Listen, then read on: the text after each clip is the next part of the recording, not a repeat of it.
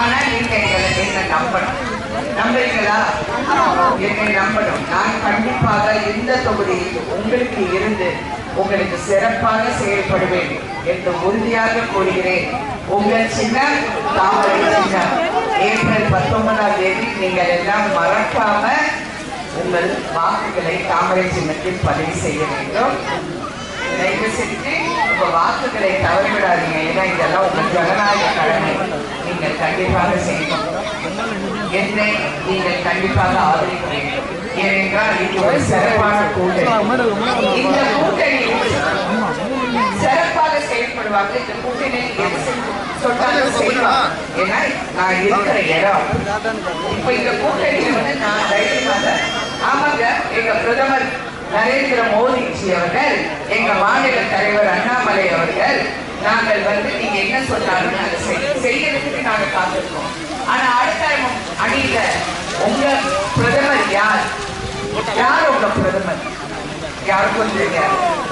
இன்னொரு பக்கம் அதிமுகவோ தேமுதிகவோ அவங்க யாரு மாநிலத்திலையும் அவங்களுக்கு யாரும் இல்லை, இங்கேயும் மத்தியிலையும் யாரும் இல்லை.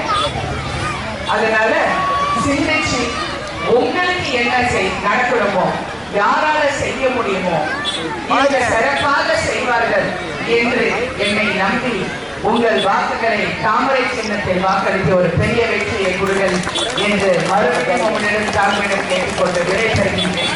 நன்றி. திருவாயை தெரியும், திருவாயோட வசனம் எனக்கு தெரியும்.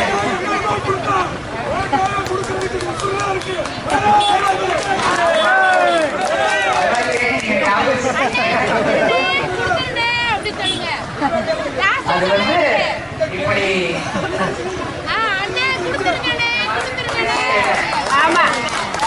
எல்லாமே உங்களுக்காக உசுறு மட்டும்தான்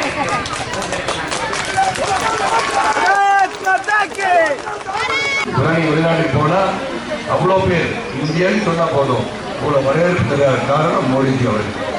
ஆனால் படத்தை சொல்லிக்க மோடிஜி அவர்கள் நினைத்தால் ரஷ்யாவுக்கு உக்ரைனுக்கு நடக்கின்ற போரை நிறுத்துகின்ற வலிமை புரிந்த ஒரு தலைவர் இருந்து என்று சொன்னால் அது மோடிஜி அவர்களால் மட்டுமே முடியும் என்று நாம் தெரிந்து கொள்ள வேண்டும்.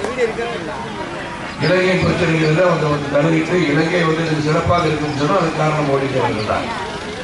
லட்சத்தீவை மீட்டெடுக்க வேண்டும் என்று சொன்னால் அது ஒருவரால் முடியும் என்று சொன்னால் அது மோடிஜி அவர்களால் தான்.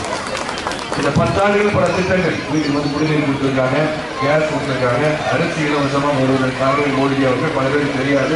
ஏன்னா அது அழுத்தமாக சொல்ல வேண்டிய சூழல்.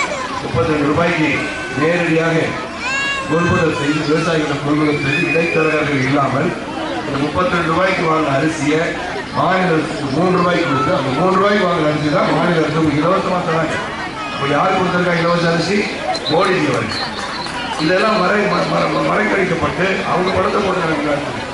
ஆனால் இப்படிப்பட்ட ஒரு மிகப்பெரிய தலைவர் என்று சொல்லும் போது 7 எளிய குடும்பத்தில் பிறந்து ஒரு காரியகர்த்தாவாக இந்த இயக்கத்துக்கு இணைத்துக் கொண்டு உழைப்பை மட்டும் நம்பி 3 முறை குஜராத்தில் முதலமைச்சராக 2 முறை பாரத பிரதமராக உயர்ந்திருக்கிறார்கள் சொன்னால் இந்த கட்சியில் மட்டும்தான் நடக்கும். ஒரு சாதாரண தொண்டராக பாரத பிரதமராக இருக்கிறார்கள் சொன்னால் இங்க இருக்கிற 2 திராவிட கட்சிகள் நடக்குமா என்று சிந்தித்து பார்க்க வேண்டும். ஆக நல்ல ஒரு உழைப்புக்கு மரியாதை. ஒரு தொண்டன் மக்கள் சேவை செய்ய வருகிறார் என்று சொன்னால் அவருக்கு உரிய மரியாதை கொடுக்கின்ற இடம் பாரதிய ஜனதா கட்சி. அவர்கள் மக்களை பற்றி பல திட்டங்களை தீட்டி செயல்படுத்துகிறார்கள். இப்போது 7 வருடங்களை வர அது தாமதமான காரணம் மாநில அரசு செய்த சில தடைகள் தான். ஆக என்ன இந்தியா பாரத தேசத்தில் உள்ள அனைத்து 7 மருத்துவர்கள் மிகப்பெரிய மருத்துவமனை வர இருக்கிறது. விரிவாக்கம் நடக்கிறது. எந்த ஒரு பிரச்சனையாக இருந்தாலும் மக்களை படித்த எந்த ஒரு பாராளுமன்ற உறுப்பினர் இல்லாமல் தமிழகத்திற்காக நிதி உதவி செய்த ஒரு கட்சி எடுத்தால் பாரதிய ஜனதா கட்சி தான். யாரும் ஒரு பாராளுமன்ற உறுப்பினர் கிடையாது. காங்கிரஸ் ஆட்சியிலே 10 ஆண்டு கால ஆட்சியிலே 50,000 கோடி தான் கொடுத்தாங்க நிதி உதவி. ஆனால் 9 ஆண்டுகளில் 2.47 லட்சம் கோடி கொடுத்தது மோடிஜி அவர் ஆட்சி என்பதை மறந்துவிடாதீர்கள்.